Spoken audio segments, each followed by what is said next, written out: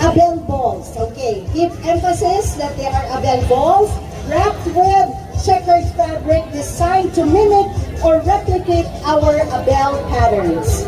Also, the traditional Christmas lanterns known as parol, which are displayed at bonsai garden and playground, were crafted by persons deprived of liberty from the Ilocos Norte Provincial Jail. So palakpakan tayo man po amin na tattao behind the wonderful masterpiece, these decorations in front of the provincial capital.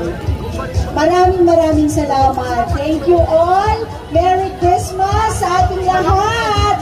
Isang masigabong palakpakan ng pasasalamat para kay Govman at Kong Sandro.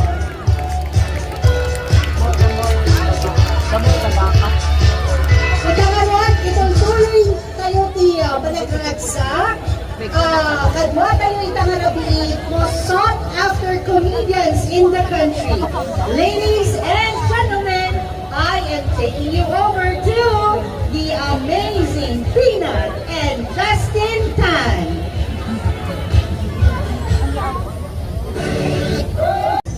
Shall be making our Christmases truly bright and happy in Lawag City for all barangays will be receiving 10,000 pesos para pang-celebrate ng Christmas nating lahat. Hooray for our Congressman and Governor Matt.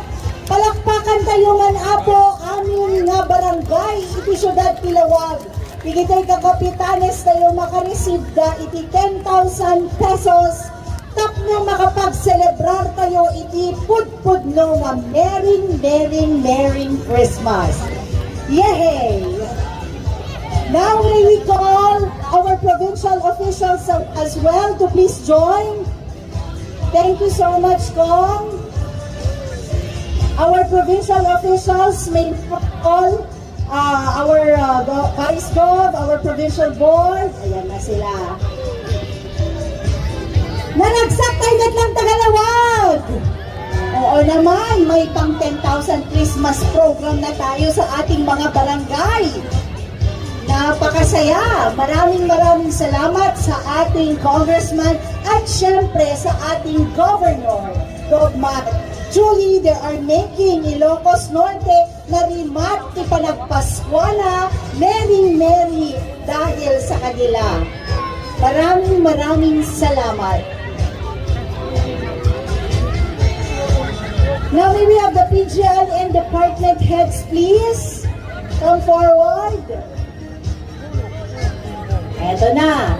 This is Pascua Ditoy. Dagiti Ilocano ken Pascua ti Kapitolyo. May we have the department heads also.